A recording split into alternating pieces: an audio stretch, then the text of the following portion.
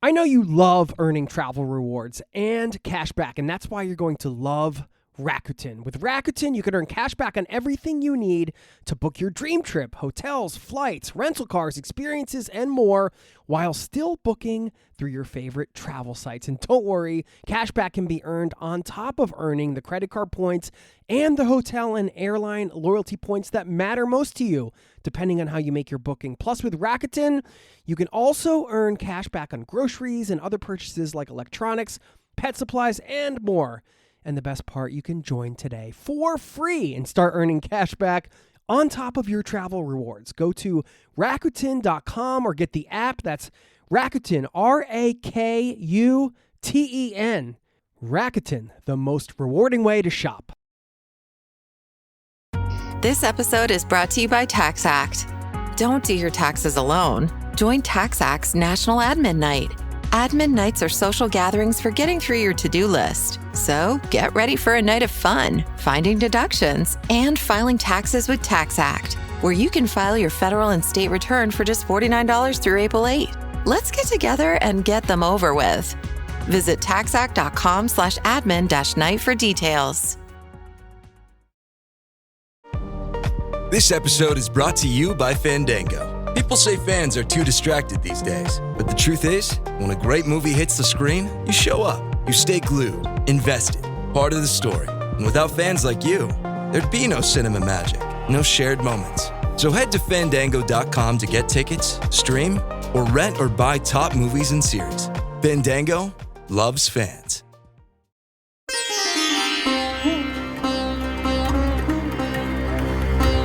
You're listening to the Zero to Travel podcast, where we explore exciting travel-based work, lifestyle, and business opportunities, helping you to achieve your wildest travel dreams. And now your host, world wanderer and travel junkie, Jason Moore.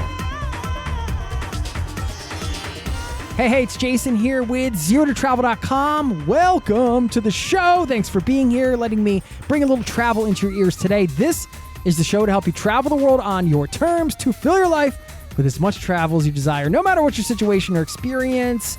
We do have a free newsletter as well over at ZeroToTravel.com/newsletter. Be sure to check that out. I got a special episode for you today. I wanted to just quickly jump in and give you the background. My friend Jackie Nourse over at travelingjackie.com.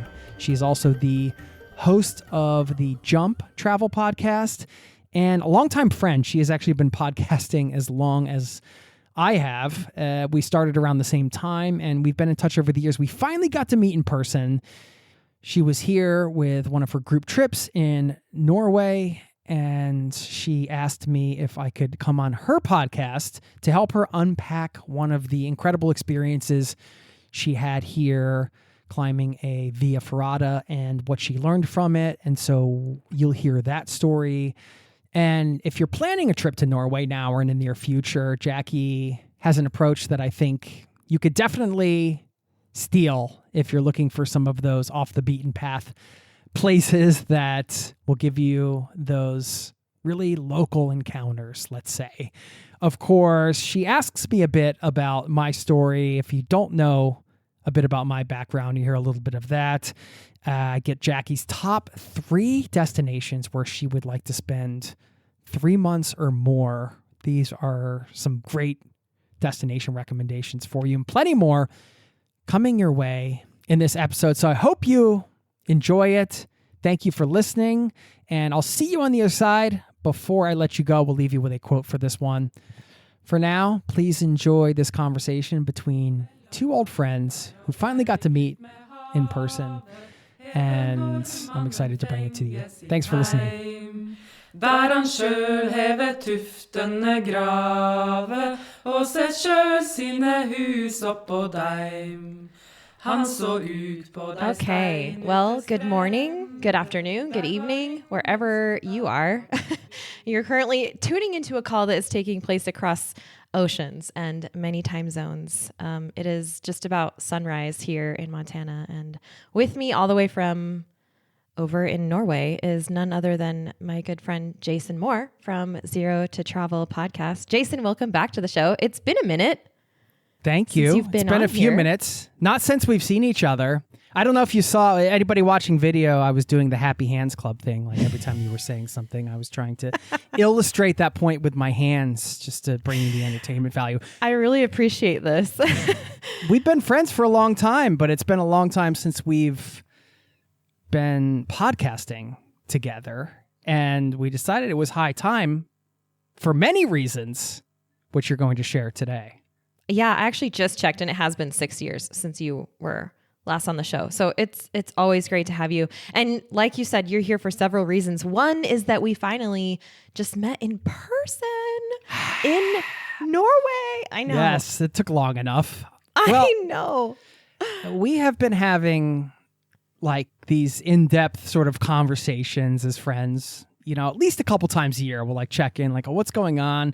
A bit of entrepreneurial therapy, sometimes podcast therapy, some travel talk mixed in. And I think we're like, well, we finally got to meet in person and we have a lot to catch up on. This is the perfect time. And then why not, instead of just doing our normal call, let's just like do our thing, but just record it and put it out there. So exactly.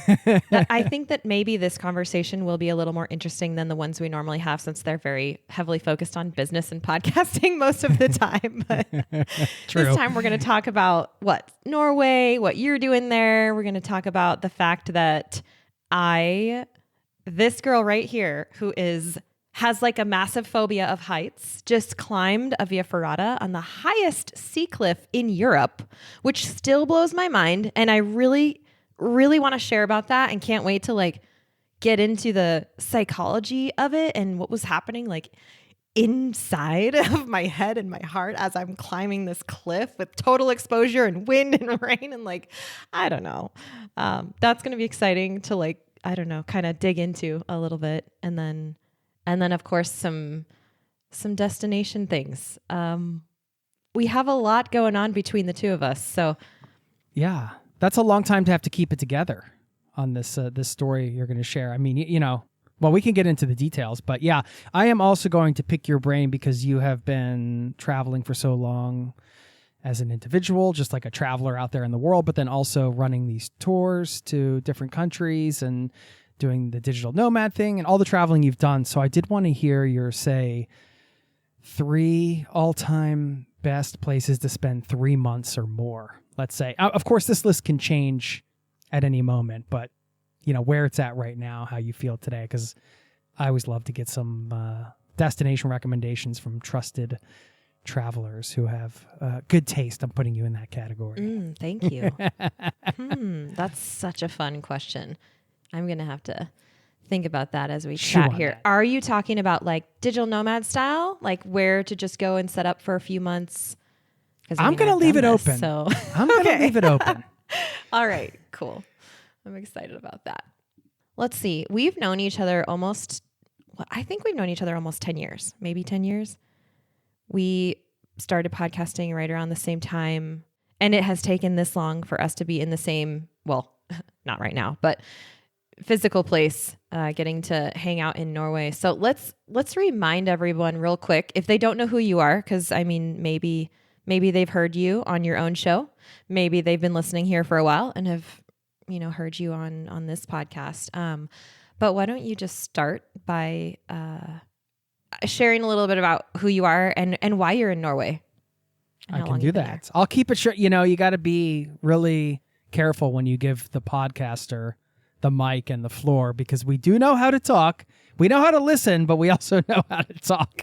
No, I will say, before I just give you the sort of elevator version of my story, I will say what a great moment it was when I turned the corner at the place we met up in Oslo, where I live, and saw you standing there, meeting for the first time in 10 years, of like sort of, you know how it is in this online world. Like you can actually develop real relationships with people. And there's been so many times we've almost crossed paths.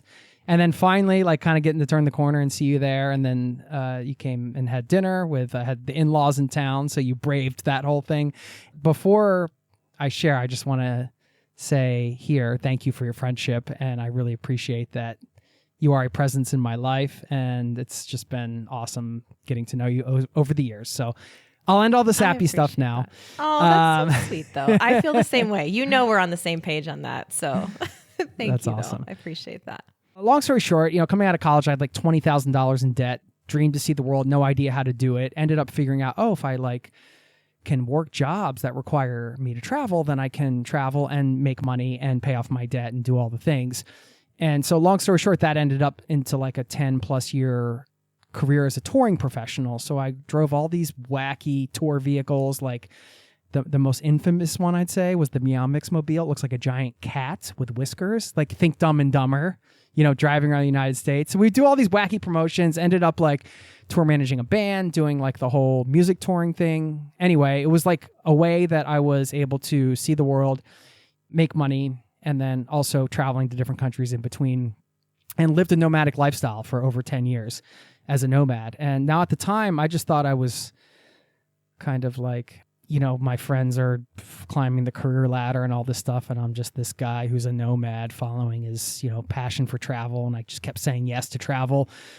And I didn't know being a nomad would actually be a skill that would pay off later on.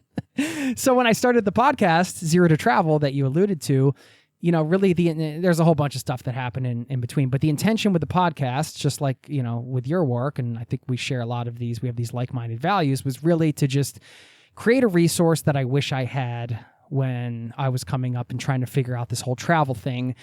And to me, that meant having in-depth conversations with other people about the different ways that you can travel the world and sharing that. And podcasting was such a great way to share that. But, I thought about all of the conversations I had in hostels and with travelers and locals, just like, wow, people need to hear this stuff. So that was really at the heart of the show. It wasn't like I didn't start it to have a business or for it to be the marketing arm of my, new brand or whatever. It was literally just, hey, I want to make this thing that can help people travel. And, here we are 12 years later, and I'm thankful to say it's been able to do that to some degree, which I'm super grateful for. Probably more than you can even imagine. This is what we learn, right? I don't know. Yeah, it's hard to know these things. You kind of, you just believe in the ripple effect and hope that that's a thing. But I met my wife and ended up in Norway. I was traveling in Brazil, of all places. Met her in a hostel. I'd say this is like the one of those examples of hostel love gone too far, perhaps. A hostile encounter that or a hostile encounter like gone right. Yeah, no, I know. I'm kidding a bit, but we met in a hostel. To me, when I meet somebody in a hostel, they're already checking like a lot of boxes for me. I'm like, they're cool enough to like deal with a dirty shower and loud roommates and all that kind of stuff. They're probably a pretty like salt of the earth kind of person if they can tolerate this environment, right? It was a very short period of time. We got to know each other, and then we went our separate ways, and then we reconnected like 4 years later in New York City, realized, like that thing from 4 years ago, there was something there and it's real.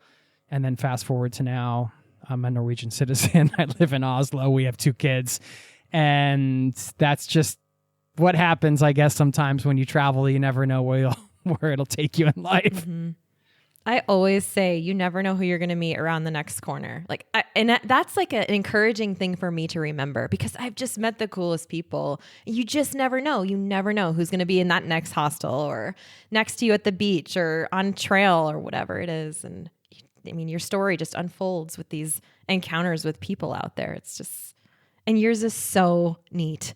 Getting to see it now firsthand in Norway, it's been neat to like listen to you talk about it for the last years, but actually to go witness it blew my mind.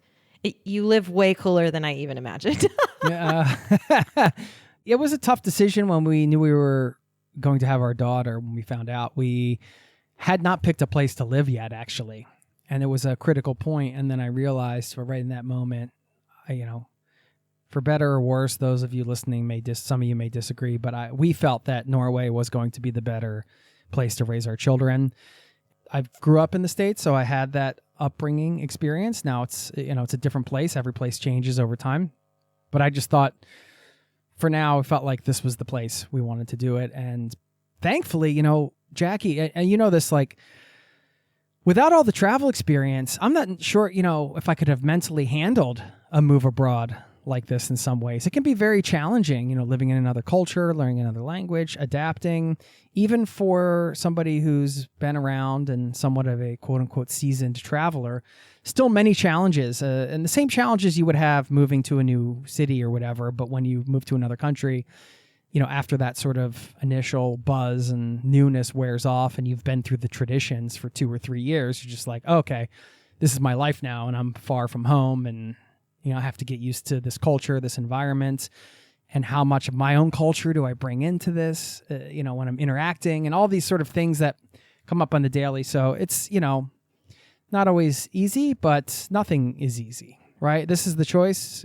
we made and it's led to, like you said, we have a pretty sweet life here, I would say. And, try to show up every day with that positive attitude as much as possible, even when the Norwegian weather tries to suck it out of you.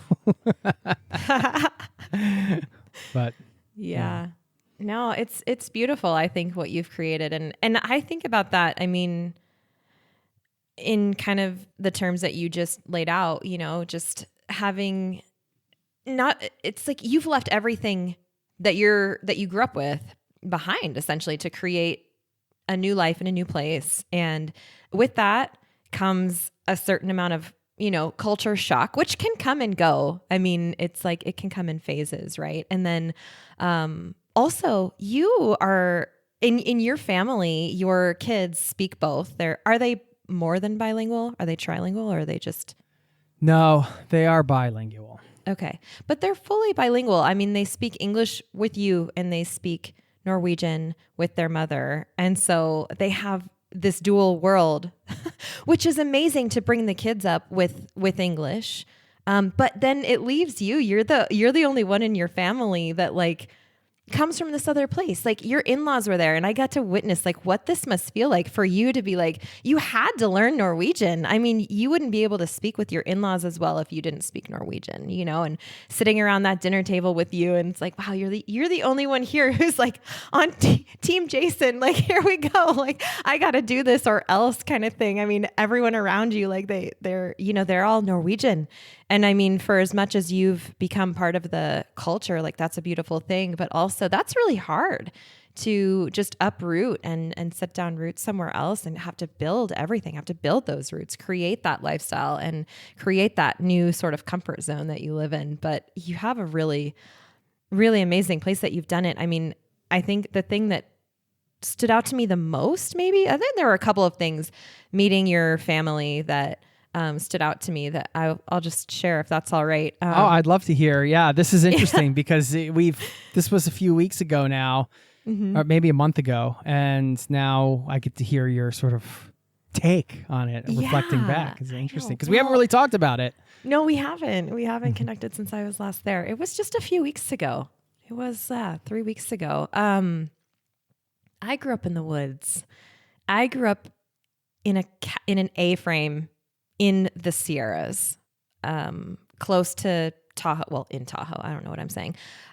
West shore of Lake Tahoe in California, and at the back of a neighborhood, up a mountain, uphill both ways, kind of thing, and out our back door. I mean, we were the last block, and so we just had national forest behind us, and we would go out there and my brother and I would spend time in the woods and build forts in the trees. And I mean, we knew when we needed to be back for dinner or whatever, but we grew up outside. And I feel more and more those opportunities are kind of diminishing, in today's world. But it depends on where you live. And I understand that because if you live where there's access to forest, your kids are going to grow up outside in the forest. And looking at where you live, this is Oslo. We're talking, first of all, Oslo was, I will say, way cooler than I expected because I'm not a city person, but Oslo didn't feel like a big city. Kind of just felt like a big neighborhood almost. And I love that. To me, the big cities that I'm not so enamored with are the tall ones, with the skyscrapers and you can't see the sky. I need my open sky. And Oslo has that. But you live outside of the city, just a short metro ride, and right out your back door is this gorgeous forest with a pond and trails. And I mean, your kids get to roam and explore. You don't have fences, neither did I. Like, you live close with your neighbors. That is one difference, I guess. In Tahoe, like, every other house was a vacation home. And so, like, we didn't have a lot of kids on our block, but we had a few, and we would find them, but your kids get to grow up just in this environment where they're free to roam. And I think it definitely made me, it definitely had an impact on who I am now, the way that I was raised. Outside, I call it free range. Like, I was raised free range in the mountains, no fences, and just able to go and explore. And I can see that in your kids. I mean, we went for a walk with them down or up, whatever, over to that pond, and they just like disappeared into the trees for a minute. You're like, well, they know where they're going, like, okay, sweet. Yeah. Like, this is just like how I was, like, and I love that. I love that for your kids. I love that for your family. Like, I think that that's what we need. Everybody. We love it too. Yeah, there's the Norwegian concept of friluftsliv. I'm sure you talked about it when you were on your trip, the like fresh air life, being outside. It's a huge value here. And it was definitely one of the things that drew us, or at least drew me here. And, having nature nearby, I think, sometimes with kids just go off, we're like, oh, I hope they, we'll get back before it's dark. I don't know. No, we keep tabs on them. We'll get back to the interview in just a moment. I know you love earning travel rewards and cash back, and that's why you're going to love Rakuten. With Rakuten, you can earn cash back on everything you need to book your dream trip, hotels, flights, rental cars, experiences, and more, while still booking through your favorite travel sites. And don't worry, cash back can be earned on top of earning the credit card points and the hotel and airline loyalty points that matter most to you, depending on how you make your booking. Plus, with Rakuten, you can also earn cash back on groceries and other purchases like electronics, pet supplies, and more. And the best part, you can join today for free and start earning cash back on top of your travel rewards. Go to Rakuten.com or get the app. That's Rakuten, Rakuten. Rakuten, the most rewarding way to shop. Now, back to the show. For practical purposes, I always like to give some actionable takeaways in episodes like this. And we did when we were looking at moving out of the apartment we had in Oslo, because we were living in like a 2-bedroom apartment with 2 kids that was 52 square meters, which is basically like 600 square feet. It was, it was pretty cramped. We're like, we need to get out. And we, just made a checklist of the things that we wanted. And my wife grew up in the countryside in Norway.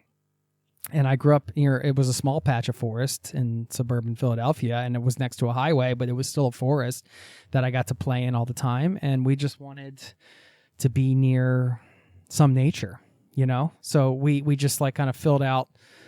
I always encourage people, like, the whole lifestyle design thing, right? That ties in with any, people that want to live the travel lifestyle, even for a period of time.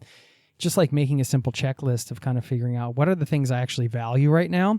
And, maybe I can't hit all of these checkpoints, but what are the most important ones? And can I find a situation that is aligned with my values? And for us, this place in Norway certainly checked those boxes. We, like you mentioned, like having relationships with the neighbors, having the access where the kids can just run out and they can explore, and we don't have to worry about them getting run over by a car or something like that because of the forest and sort of the situation here.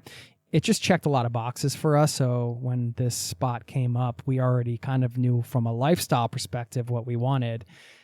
And then we were able to pull the trigger pretty quickly. So I like that reverse engineering of lifestyle first, and then find the situation that matches as much of that as you can. There's no perfect place, I don't think, but yeah. Yeah. I use the same thing actually when I look for those destinations that we're going to talk about at the end, those 3-month worthy places to go hang for a while. That's absolutely what I do. I know what I like. I know where I thrive. I know what I need.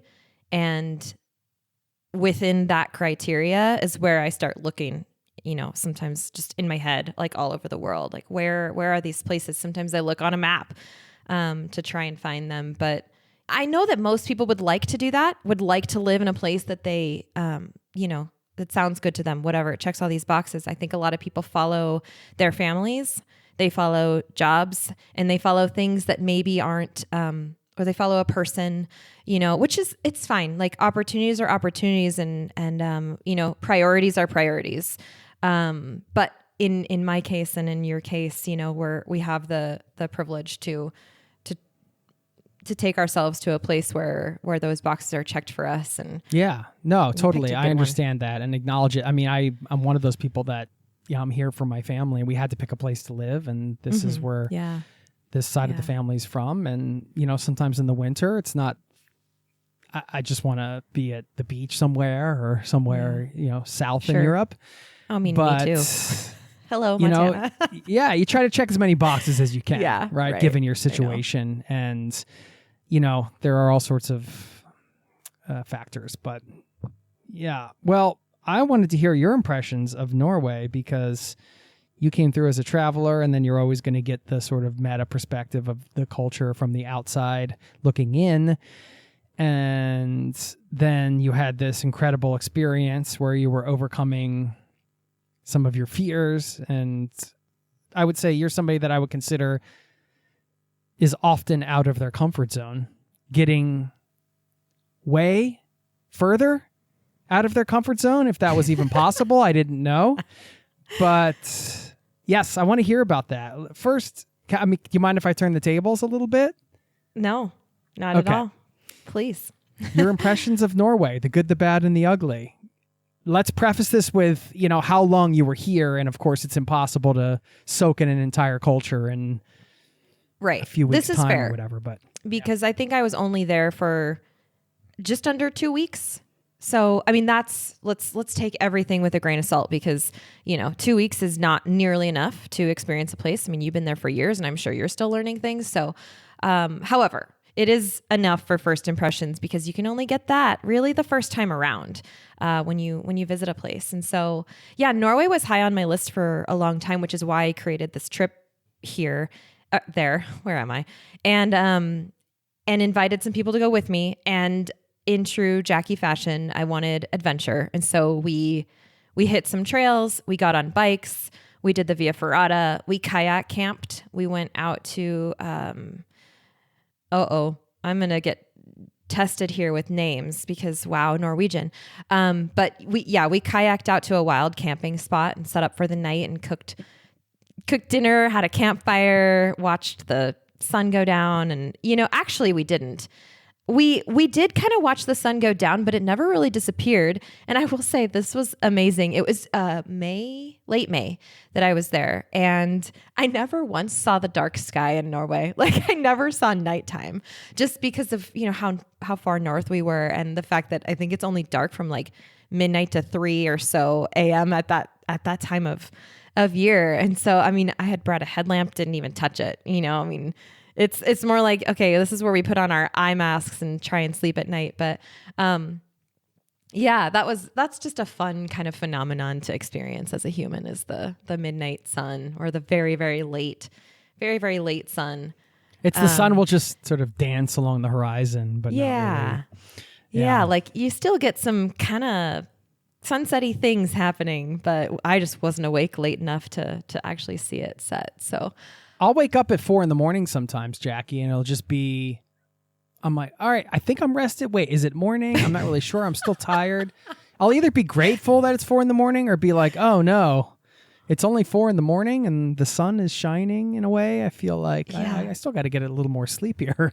I'm not done sleeping. Yeah. That is a wild experience. Yeah. Yeah, but okay. So right off the bat, the things that I noticed about Norway, I mean, just even flying in. So we started in Bergen and we went up north from Bergen. So if you look at a map of Norway, Bergen is way out on the west coast, kind of like it's almost like directly west of Oslo. Like if you were to draw a line, I think something like that. And there are, I mean, I don't even know how many thousands of islands Norway has. There's a lot of coastline and it's moody up there. I mean, it's like you get so far north, there's crazy weather. You guys have all of the weather. They say it's very similar to Patagonia actually, because, and of course I'm comparing this to a place that I know. But they say you get all 4 seasons in one day. That's exactly like Patagonia. I'm used to the the wind, rain, sunshine, whatever it is, all within the course of 5 minutes. So, and that felt good to me. It's like, oh, I know this. This is like at the far ends of the earth, like you kind of are up for the wild weather. It's part of the experience. But you know what comes with rain is rainbows. The rainbow, like the air is so clear. The rainbows were so vibrant. I mean, there was so much color and so much life, and which is almost surprising because it was so remote, the places that we went. And this was one of the cool things about our experience was that the places that we decided to go, like where I created this itinerary, a lot of them were really off the beaten path. I mean, just out there. We didn't see other tourists. Like we met some locals. Like we were on our own a lot. But we were in these small islands north of Bergen. I mean, we got out of there and just went into like the backwoods of Norway. But what I loved about that, and this is what we learned, is that this is like the real Norway. This is where the real Norway happens, because there's so many things I want to say right now. So these little islands are serviced by public transportation. Mind-blowing, because this public transportation they're boats, and every little what do you call it? A place where somebody lives, like some established residence of sorts. Even if it's on some remote island by itself, it will have a ferry service twice a day. The Norwegian government offers that. It is all subsidized. Like it is part of the effort for Norwegians to stick to their roots and live out there where they wanted to live, where they live. And so you have these cities like Bergen is, again, just like a big neighborhood. These cities aren't huge. They're not overwhelming. They're like gorgeous and easily walkable, and there's water everywhere and mountains. And yet you can get out to these little islands and there's still people there. I mean, yes, it's remote and sometimes you see nothing, and then you'll see someone living and it's like, wow, they actually live there full time, year round. Like this person stays right there, like on this fjord near this massive waterfall. Oh, and here's the ferry coming to see if they need a ride. You know, it's just so neat. I mean, that blew my mind. I think that was probably the most impressive maybe thing about all of Norway, is how it functions, how you can be out there in the wild and yet still have access when you need it, to civilization, to resources, whatever it is. I thought that was really, really well done. And that is not normal. Not normal at all. That's interesting to hear. Yeah. I don't know if all those ferry schedules are maintained through the winter when the weather's crazy, but the idea that the core idea, subsidize the public transport. I mean, we can take ferries out to the islands here in Oslo. It's a popular thing to do in camp and stuff. 5.5 million people in Norway, so you get a lot of space. I like that. You don't feel crowded with people. But I'm always fascinated when you come across that person that lives in a place like that, like some village on some remote island. And I have to say, as a Norwegian citizen and resident, it is very tempting sometimes, Jackie, to entertain the idea of being one of those people. You know, it's just like, what would that be? Because there are some beautiful places in Norway. People think of Norway as notoriously expensive. We can talk about that, but it's very affordable if you live in some of these. You can live in some beautiful nature areas because there's so much beautiful nature, and the weather might be crazy, but you can live near beautiful nature pretty affordably. You might be, an hour from the closest grocery store or something. But I'm always intrigued by that lifestyle. I'm like, would I be able to actually do it? To hack it, yeah. Well, I do think that those ferries do go all year round. I think the only time that they wouldn't is if the water's too high, like if the seas are rough, if they just can't get through. So, because I think that's the promise. That's like Norway's promise to its people. It's like, go there. We will come to you. It's so neat. It's wonderful. The access. Yeah. We were on one of these tiny islands staying at it's kind of like a guest place where you're kind of self-supported, like no one's there to run it. So we like our guide was cooking us and we helped out cooking dinner and stuff like that. And we learned that on that island, there were a lot of people who had always, like, I guess they'd always been there or their families were there.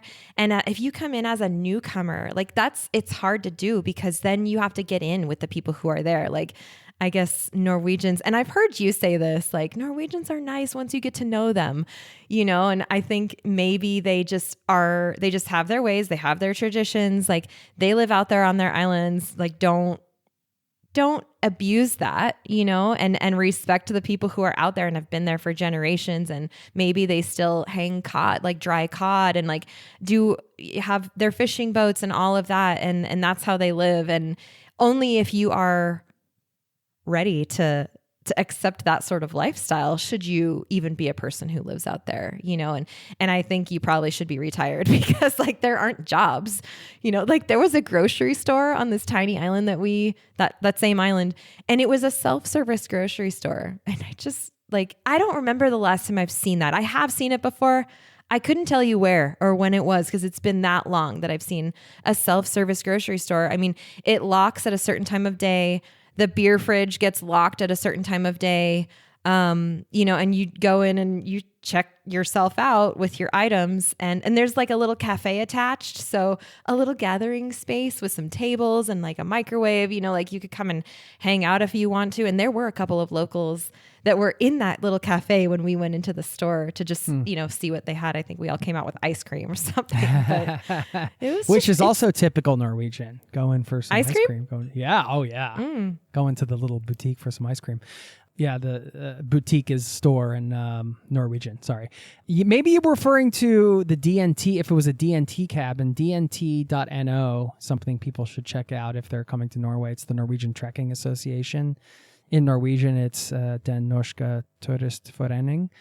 They have these cabins and things like that. Some of them are manned, some of them are self-serve. And, you could go and plan hikes and get used to these cabins. And it's like a whole nonprofit association for hiking and outdoor activities. And these cabins are scattered throughout the country.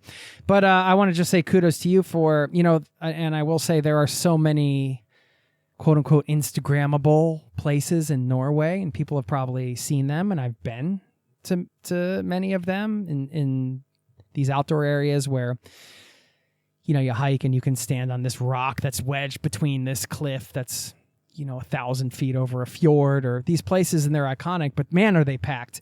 So the fact that you were, on these islands seeing, two random locals sipping their coffee in some self-serve store. I mean, that's, like you said, that's the real, like, get out there and, be in these isolated areas. And I mean, you really can't go wrong with the beauty. You can go to the Instagrammable places, but you might find a little more, you'll find beauty and magic, but you might find a little extra bit of magic if you do what Jackie is describing. Sure. Yeah. I mean, I specifically, when I was designing this itinerary, I specifically said the words, I do not want to go there. We're talking about Trolltunga, which is what it is. It's the overhanging rock. It's probably above some fjord somewhere. I don't even know where it is on a map. I just said specifically, no, like I don't want to do that. I don't want to go where everybody else is. I mean, sometimes you got to do that and go see the pretty thing. And there's a reason we go to those places. But there's a reason we go to the other places too. And you're right. There is a magic there that most people don't ever get to discover. And so that was what we were after. And I do think that we found it for sure. And then, oh man, talking about getting out of the comfort zone. This is something I love. This is something I love to talk about. Sometimes I think that, I've been on the road, traveling internationally, living abroad, learning languages. I've been in the minority situation where, nobody looks like me and I'm speaking a foreign language and this is why I'm here. Like I've put myself out of my comfort zone for a long time. And it's an interesting thing to have kind of a scale of like, what is what is outside of my comfort zone? What's hard for me still after all these years, and it's not going to look at all the same as the person next to me. And this is one of the beauties of getting a group trip together, especially where it's multi-sport, like this one we did in Norway, where sometimes hiking is the hard thing for someone. Maybe they're not, they've just started hiking, like that, getting a backpack on and going for a long hike. Wow. Like that, or even a technical hike. Like that's something they're not used to. They're pushing themselves. They're super accomplished. Getting on a bike, it's not something that they're used to. For me, I've been doing these things for so long that it's easy to forget that can be hard for someone else, and to remember the courage that it takes to get on that bike again and pedal, after you've been struggling with it, And so I think that, climbing that Via Ferrata for me put me right back in that place where it was my turn to really catapult myself outside of my comfort zone. And that, that is a thing I definitely want to spend some time talking about. Well, can we get into it now? Because first, let me. Yeah, I have some questions around this because okay. I want you to paint the picture a little bit more for the inner picture and the outer picture. So first, for the outer picture, just for the uninitiated, can you explain what a Via Ferrata is so people understand what you were staring at, considering doing or not doing? Yes. So Via Ferrata means Iron Way in Italian, and it sounds was relaxing. The Iron Way. It is anything but relaxing. They originally started building them as escape routes in the Alps, in northern Italy during the war, and so that is why there's a lot of them in the Dolomites, in the Tyrol region of Italy, Austria, in that region. And I have done one in there, which is gorgeous. But there are so many, and they're part of the climbing route. So what the Iron Way, the Via Ferrata is essentially, it is a climbing route. And the difference between rock climbing and Via Ferrata is with rock climbing, you're setting your own anchors, you're bringing your own everything. Generally the rock face is empty, blank, and you're the one finding the cracks and setting your anchors and getting yourself up that way. The Via Ferrata has been essentially structured for you. So it's drill, like pieces of iron, of rebar, ladders, cables drilled into the rocks so that it creates a way forward for you. And there's a cable. There's always a cable, a big, these steel braided cables that are drilled into the rocks that you clip into. So you get a climbing harness, and you get you always have two carabiners so that one can always be clipped on while you're moving the other one.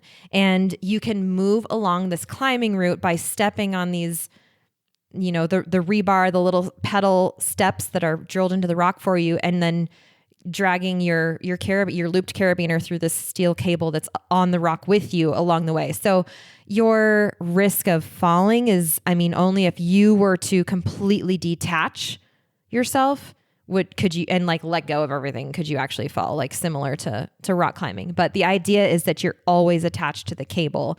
That's why you have two carabiners on your ropes that are attached to you. You're always attached.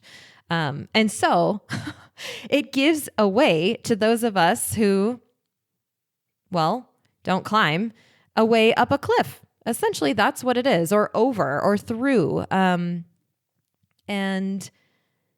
you can do these Via Ferratas for sport, essentially, for entertainment. Imagine that. For fun, even.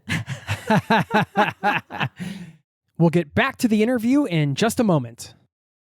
This episode is brought to you by Redfin. You're listening to a podcast, which means you're probably multitasking.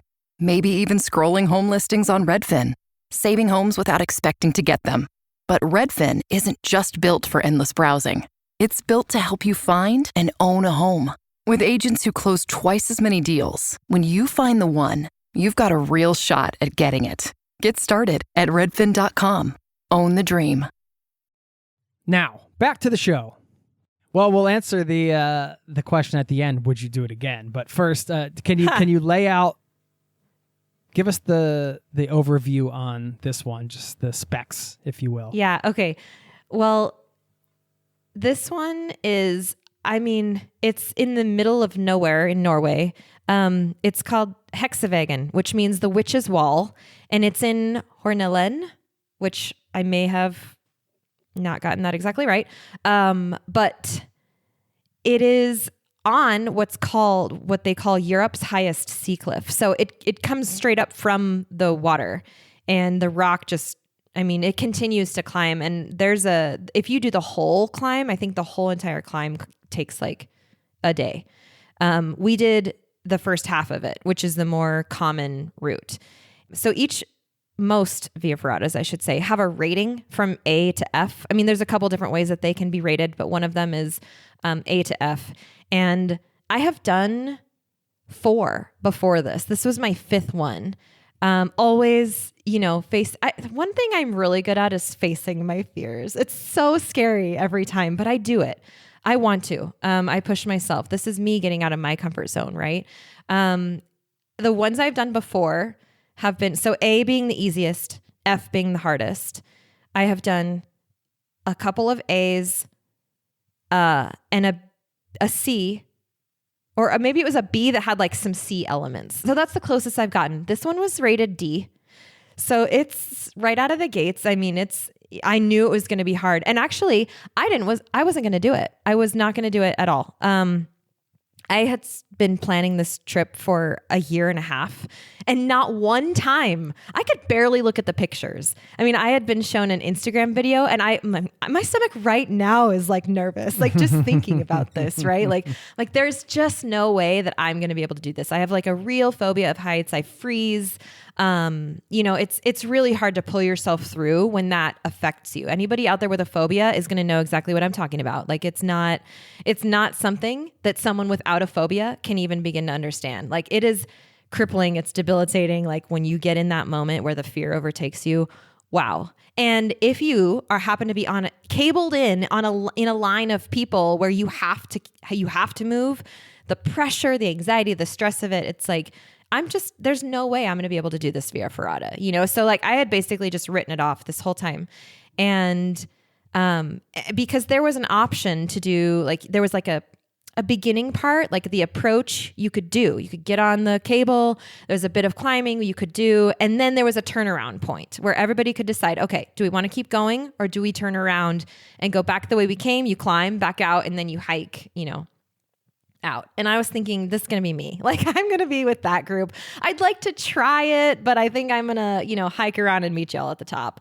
So here comes the day that, we're on the trip and it's like, it's the next day. And I just had this feeling of curiosity. It was curiosity. This is the thing that got me, was this question of, I'm getting nervous even just telling this story. Like, what if I did do it? What if I could do this? And that's all it was. This was the thing that like pulled me forward, was this question of what would happen if I do? Yeah, I know what's going to happen if I don't. I'll be fine. But what happens if I do? And I wasn't sure. We had 13 people in our group. I thought most people were going to give it a go, going to try it, maybe more than half. In the end, only 5 of us actually did it. And the way that I actually was able to pull myself through and do it is that I just kept saying yes to it. Like, okay, well, I'm not going to write this off. So I've been saying all up until the very night before, like, there's no way. I'm not doing it. But that morning I woke up and I don't know, I had an extra dose of confidence or courage or something was going on that day, because when we got to the place and we're getting ready, I decided to go ahead and suit up in such a way that would set me up set myself up for success. So I wouldn't get to the wall and then not have my rain jacket on already when it starts to sprinkle, so I got on all my rain gear. They had these special gloves that help protect your hands on the cables and such. They were $5. I think it's the cheapest thing in Norway. I was like, you know what? I'm gonna go ahead and buy those, because if I get to the point where I'm at the, turnaround point and I say I want to go and I don't have the gloves, it's going to be way easier for me to not go. So I'm just going to buy the gloves. It's $5, buy the gloves, put them on, set myself up for success. And by the time we actually got there and we had already done the approach, the approach included straight up ladders. We climbed up a bit. We also climbed down and around, which was interesting. The down was actually was kind of harder, because when you're looking down, you kind of have to look down, and that's part of the fear of the height. And so knowing that, I think that was actually to my disadvantage, that we climbed down during the approach, because in my head, I'm thinking, well, I won't have to do this on the way up, and so maybe it'll be easier. And the approach I could totally do. And so we got there and I ended up saying yes to it. I decided to go and give it a try. And my stomach is in knots right now. Just putting myself back into that place. Well, what was your biggest takeaway from the experience? Because it was about a 6-hour round trip thing, wasn't it?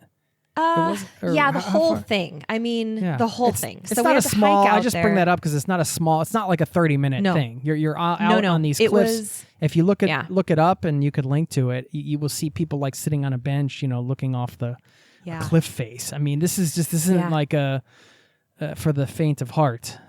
No, it is. You know what though?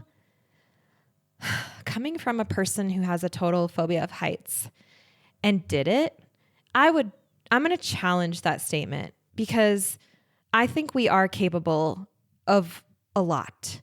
And sometimes, and we're the first people to tell ourselves no. No one else in my group was telling me no, I couldn't do it. No one else. Everyone else was rooting for me to get through it, to do it. I was the person who would have held me back. I know that, when I have decided not to take part in something in the past, it's because I'm the one saying no, not because somebody else is telling me I can't do it.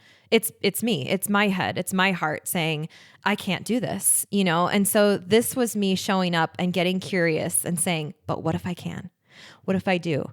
And here's what I did. There were a couple of things that helped me get through this. The people that I went with were incredibly encouraging. So there was that. I had support around me, which was very important.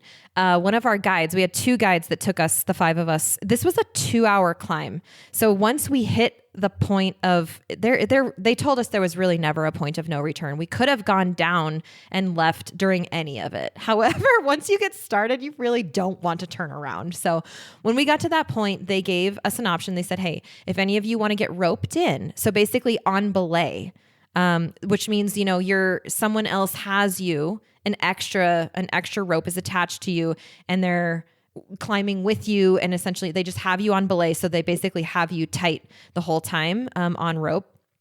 And I said, you know what? I will do that, because that's going to make me feel more supported. It's going to make me feel a little less scared in this moment. And so this big burly guy from Australia, he was wonderful. He put me on belay and he explained every single section that we did to me. He said, we're going to climb this part together. So stay with me, or I'm going to climb this part first, wait for me to get to this point. And then, I'll set up the rope. He's letting the rope go the whole time. So he roped me in, and he said, everybody needs a little help sometimes. And it just stayed with me, because I'm like, people look at me. I know that people around me look at me and see me as the strong, brave one, and it's hard to be in that place and be like, I like that. I want to see that about me too, right? I want to believe that about me too. But you know what? Put me on this rope right now, because I need help. I want your help. I definitely want to feel the tight rope, helping, just giving me that extra security. And so I said yes to that. So that was a big deal to me, was saying yes to the extra help. And then also, my friend who was climbing right behind me said something about a 3-foot window of I don't remember what he called it. It was like a 3-foot window of focus, actually, I think he might have called it a 6-foot window. And I was like, okay, I'm going to narrow that down to 3. And I had tunnel vision basically up this whole thing as I was going. I actually did not allow myself to look out and look around. And I know that there are going to be people out there like, what was even the point if you didn't see the view, etc. I totally get that. However, in my situation, what got me through was not letting the games of my mind play their tricks on me with putting myself up on a cliff above the water, like very exposed like we were. For me, I was on this really cool climb where I had to figure out the next step and where to grab and the handholds, and the puzzle part of it was so much fun for me. Like I love that. I loved the strategy part, like figuring out how am I going to get over this? There were overhanging. I mean, we were like Spider-Man up there. I mean, having to like take these big steps and haul ourselves up. And I mean, it was just figuring everything out was so cool. And if I allowed myself just this narrow part of vision, narrow vision, narrow focus. I mean, I saw a lot of the ferns that were growing on those rocks right in front of me, and once I got to the top and actually pulled myself over, that is when I allowed myself to really turn around and look and see where I was and see where I had climbed up. Everyone else was looking the whole time and taking pictures. And you know what? We're on video now, which is cool. Like I'm doing these video podcasts now. I'm going to see if we can share some of these photos and maybe some video from the Via Ferrata right here on the video, because that bench that you were talking about, I sat on that bench. The only thing is I didn't look out because the bench is overhanging, right? And so I couldn't. So we have these amazing pictures of my 4 companions just pointing and laughing and loving what they're doing. And I'm like hiding against the rock in between them, just like, you know what? I'm here. I've gotten myself here. I deserve to be here. I just can't look that direction, but I got myself through. And I think my biggest takeaways, sorry, this is a long-winded answer to your question, but my biggest takeaways are that when we get ourselves into hard situations, we're really the only people that can pull ourselves out. I mean, I couldn't yes, I had a top rope, but that guy wasn't going to move my carabiners for me along the cable. He wasn't going to actually use my muscles for me to pull me up and get me through this thing. And he certainly wasn't inside of my head or my heart being my courage. That was me, and that shined that day big time. And it showed me that I can do hard things.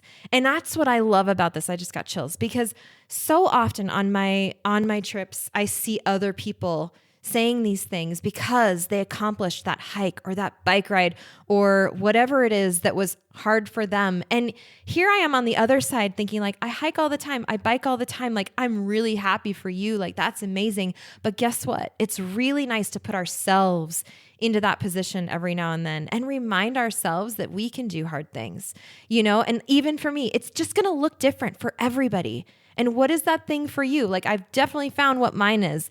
But the wild thing is that I did it. I climbed the highest sea cliff in Europe on a Via Ferrata. I did that. I did it.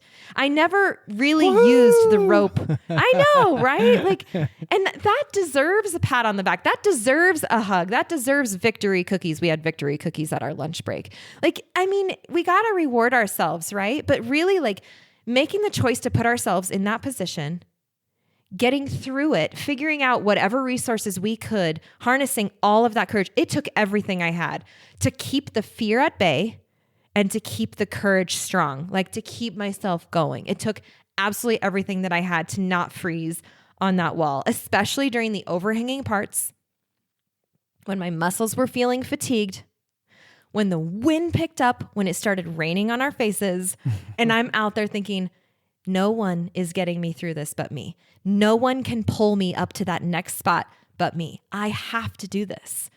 It's hard to explain, honestly. I understand. I mean, that's also an exercise in those moments. It's like you could say a lot of things to yourself, right? You could say, why did I do this? Why did I choose to do this? This was dumb. Or you could say what you said to yourself there. I mean, the self-talk thing is crazy. So that's a great story.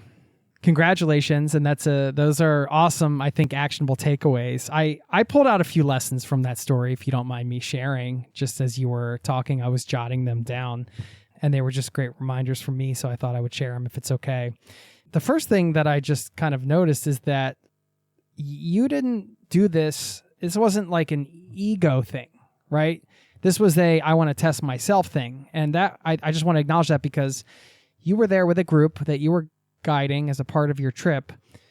You could have easily fallen into the category of, well, they see me as you said, they see me as this brave, adventurous girl. I have to be, I have to step up. I have to be the leader. I have to show. But in actuality, you were scared and you were being vulnerable and letting that be. So you didn't do this from a place of ego. Let me show, even though I'm scared, I'm going to do this anyway because I have to live up to my, perceived image or whatever. You did it for yourself.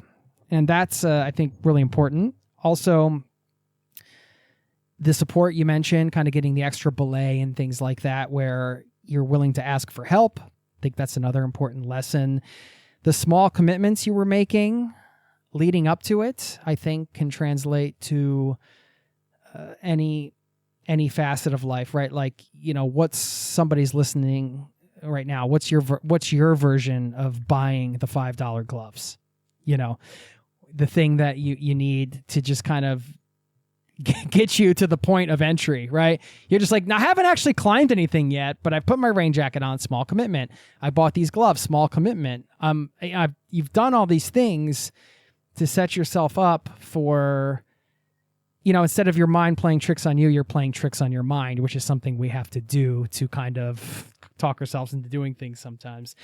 And I think the other thing was being in the moment when you were talking about seeing the small ferns. Okay, you didn't see the grand views on the ways, you saved that to the end, but those people didn't see the small ferns probably either. Can as I much. Tell a wee story about that real quick? Yeah. Because there was a fiddlehead that I mean, there were all sorts of plants happening in the rocks, but I got to a point where there was this tiny fiddlehead, which is it's like the unfurling of a fern, right? When a fern is growing, they call it a fiddlehead, is the spiral. And when I was in New Zealand on my 40th birthday, my group that I was with gifted me a ponamu, which is the green jade stone in New Zealand.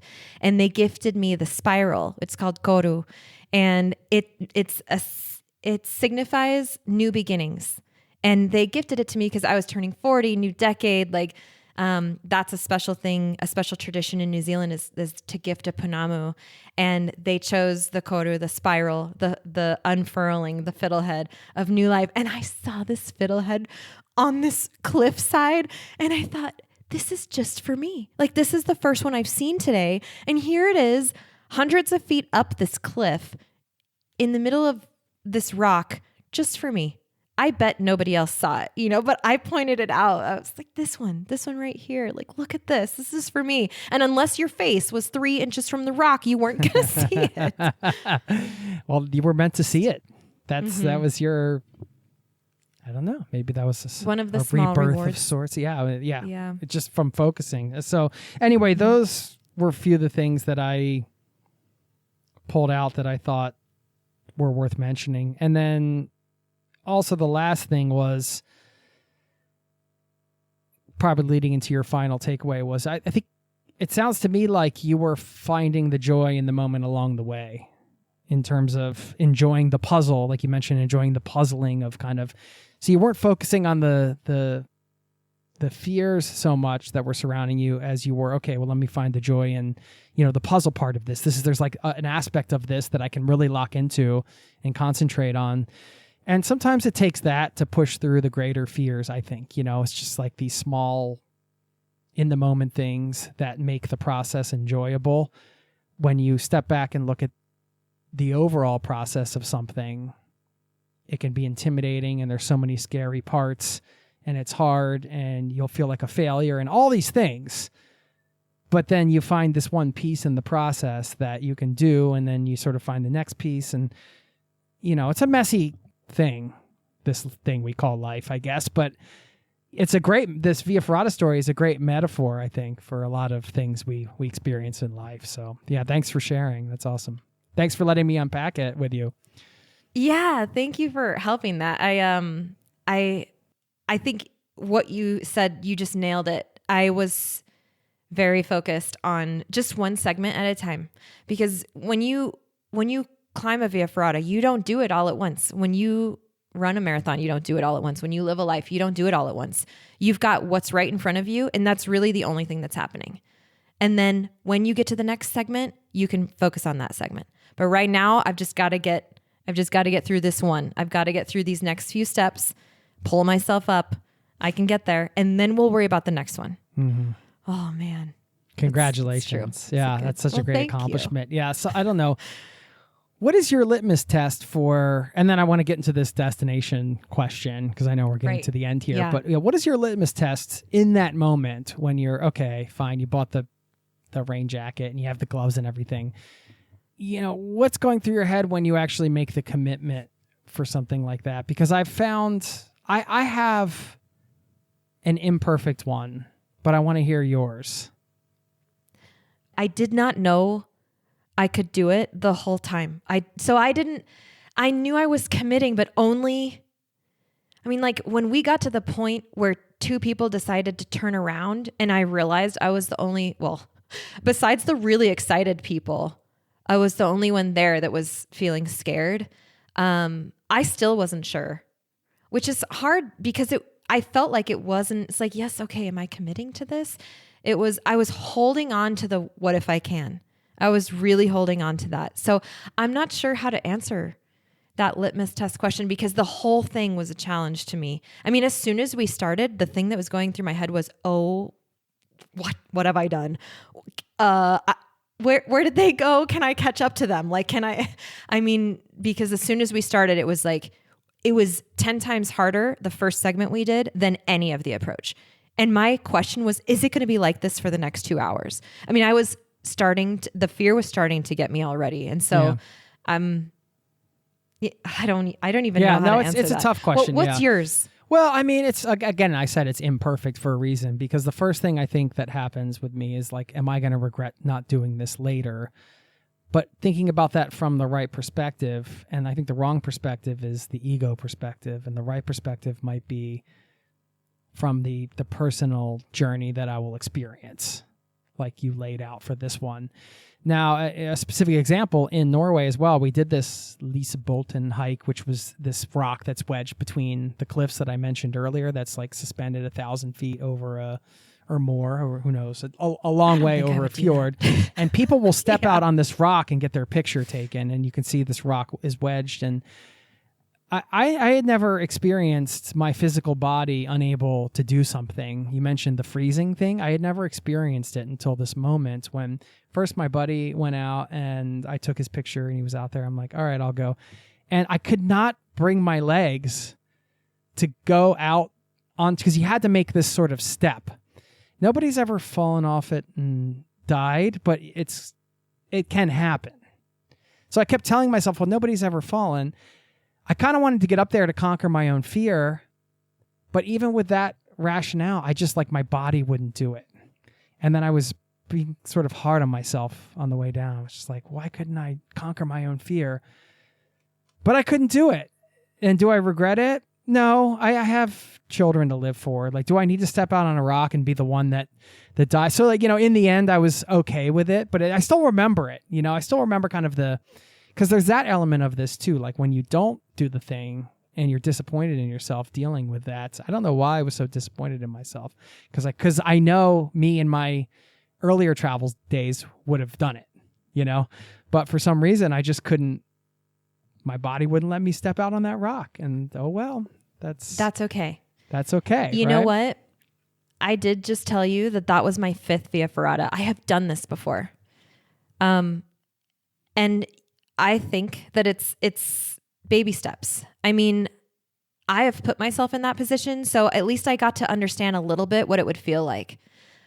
This, again, was rated harder and scarier than all the other ones I'd done before, but I knew that going in. So I knew kind of what I was up against, I had been there many times in that freezing position. And I've also overcome it before. And I've also been on Via Ferratas that never made me feel that way. The ones that are rated easy, you know, it's like, oh, it's kind of like whitewater rafting with me. Like now I have a limit where I do not go over, you know, cause I've had bad experiences, and I'm like, water is my other phobia, you know?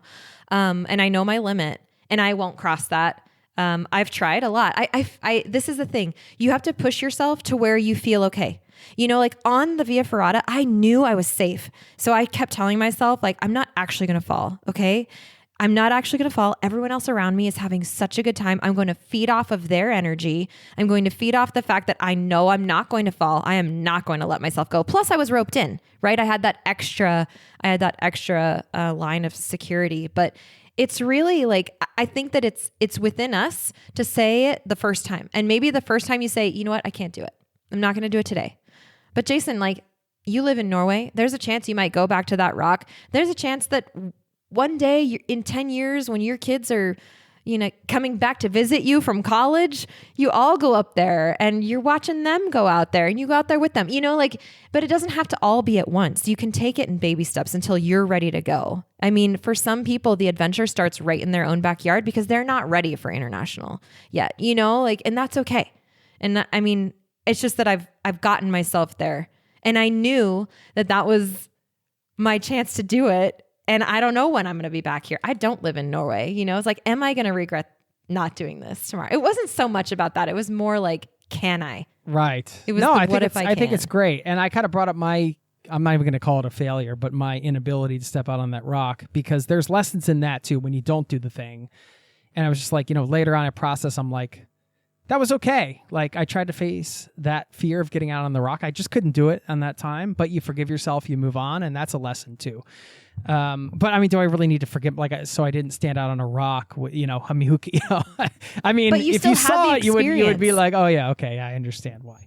You had the experience for what it was worth to you, you know, and that matters. And every time, like, your courage muscles will grow a little more, and you'll be more prepared for the next one. That's what it's about. Yeah, but then these other litmus tests isn't really a litmus test. Sometimes my brain just says F it and turns everything off, and then I just do it. And then I go into like robotic mode, and that's a whole other approach. But you know, going through the motions. We won't get into that.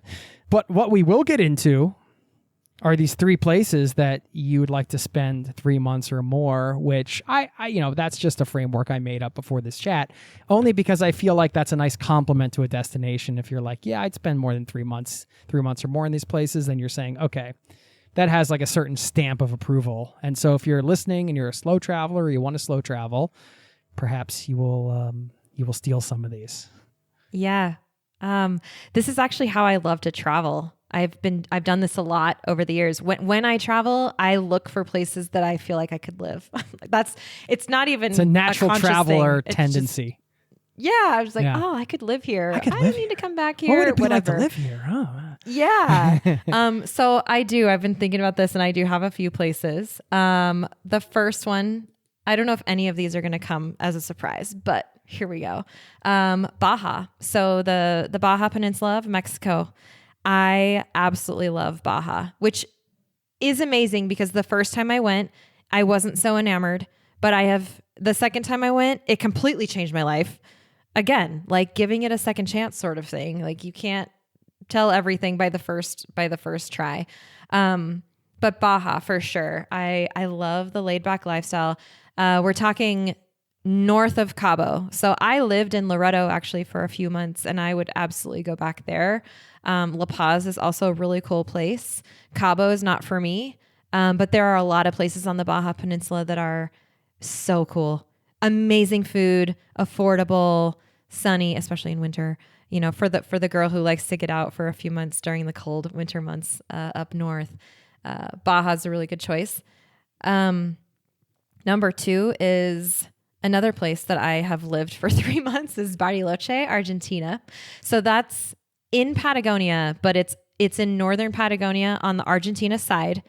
And I did spend a few months living there on Lake Nahuelhuapi, it's called. There's trails, mountains, I mean, the thing I missed the most when I lived there was all of my toys. Like I wished I had my sup and my tent, my sleeping bag, and like my bike and like all the gear. I wish I had my truck there with me. So I would recommend that place with toys. But Bariloche was good. The Wi-Fi, not so much. So maybe digital nomads think twice, because Wi-Fi in Argentina is kind of like ghost Wi-Fi. And the last one is a place I will be going for a few months. I have not done it yet, but it's New Zealand, and I don't have specific. Yeah, I mean, who's surprised, right? We're saying this it's June of 2025. I am planning on going back there this coming winter for a few months, because it's, opposite seasons. So that's fly south for the winter, as this snowbird likes to do. And I don't know exactly the place yet. I only, just went to New Zealand for the first time in November, December of last year, and absolutely blew my mind, fell in love, think it changed my life. So we'll see what happens there. But I do plan on spending a few months there. And all of these places you can go for 3 months. Like that's what we get legally without having to deal with any visa issue whatsoever. And so, I'm going to go see what I can find in what this feeling is that has just completely consumed me of what's going on in New Zealand. There's something there, and I got to go find out what it is. So got to go find out. That's what you got to do as a traveler. Bariloche is an awesome place. I know there's somebody probably still there that has a digital camera full of a couple months, month and a half at least, of pictures. I got my camera swiped from an internet cafe there.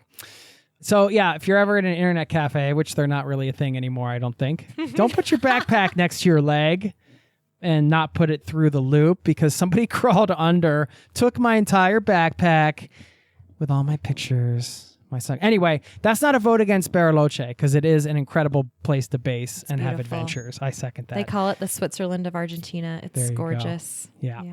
Awesome. Thanks, I'm Jackie. drawn to these beautiful places of blue waters and big mountains. And this is why Norway was on my list anyway. So coming full circle. I hope the price of beer didn't scare you off from coming back, but we'll see. It might have. I've never been to a more expensive place. I don't know how you guys do it. But it's different when you're traveling. It's depending on how you're traveling. And it's still worth it. Absolutely. Thank you for helping me have this conversation. Thank you. I mean, thanks for giving me the honor of having it with you. I hope that we'll be able to unpack everything you wanted to unpack there, or? I mean, I think we could have gone on and on and on, but for the sake of time, we can say, yeah, I think we did a good job with it. So no, I appreciate it. And if you guys want to come say hi on Instagram, you can. I'm at Traveling Jackie, and it's my only social media platform at the moment. But also check out this episode on YouTube, because I'm on YouTube now. We're doing these video episodes. You can see Jason's pretty face and my 5:30 a.m. face in Montana if you watch the video. So yeah, at Zero to Travel. If you guys listen to this and you want to tag us both, we'd love to hear your feedback on the episode. Yeah, definitely, always. Cool. Well, we'll catch you guys next time. Thanks, Jason. Thank you.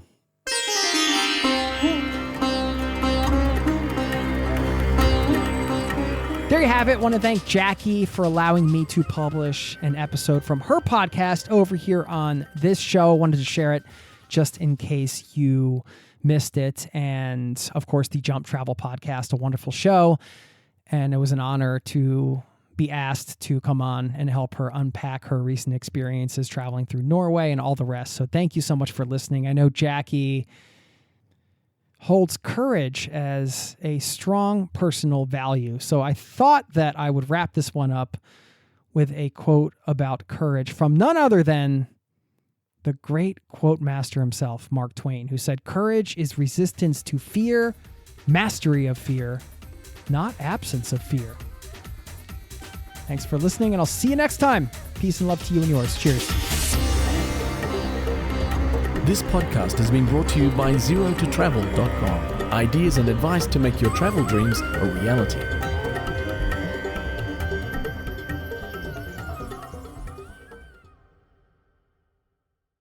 Hey you. What you doing? Scrolling? Doom scrolling? Looking at other people's vacations? Miami, San Diego, Cancun? Okay, what about you? What places will you go? Expedia is the one place you go places. Your trip can earn rewards which you can use towards your next eligible stay. Soon, people will be doom scrolling you. You'll be that friend's friend, but with rewards. What are you waiting for? Expedia, the one place you go places. Terms apply.